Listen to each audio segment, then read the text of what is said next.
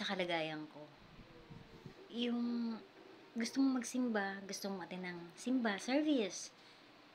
Ngayon, hindi mo check yung oras mo di ba?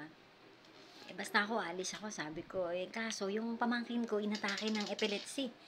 Inatake ng kanyang sakit. Bigla sinumpong, paalis na ako. Hindi ko ngayon hahayaan, naiwanan yung kapatid ko para magbantay sa kanya. Kaya ang ginawa ko, binantayan ko muna siya habang inaatake. Pero hindi nagtagal, hindi niya kaya. Tumatayo kasi siya, naglalakad. So, kailangan talagang hahawakan mo siya. Kasi baka kung atakehin biglan ako, sigurado, babagsak yun. Hindi mo alam kung saan parte ang pagbagsak niya. Kaya ayun, hindi ko na iniwan yung kapatid ko. Kasi nag-iisa lang naman siya dito. So ayun, ngayon nakatulog na yung pamangkin ko. Ngayon dahil naman nakatulog na siya, late na ako sa simba.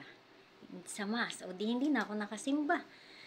Nakakalungkot lang kasi minsan may gusto kang gawin, hindi nangyayari.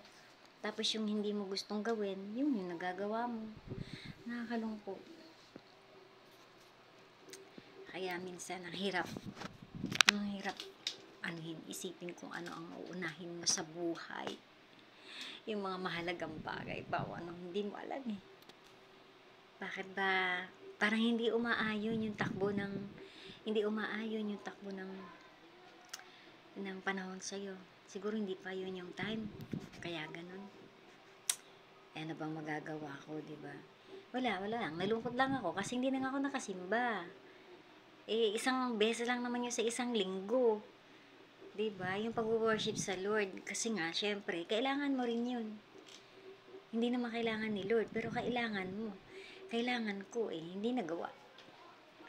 Ito na nga. Dito kami dalawa. Yan yung pamangkin ko uuwi ni siya.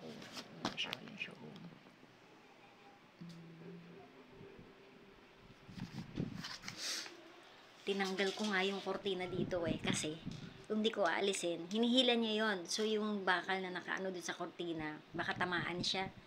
Pag hinila niya kasi inaatake siya na hindi niya alam kung anong hinahawakan niya, hinahatak niya.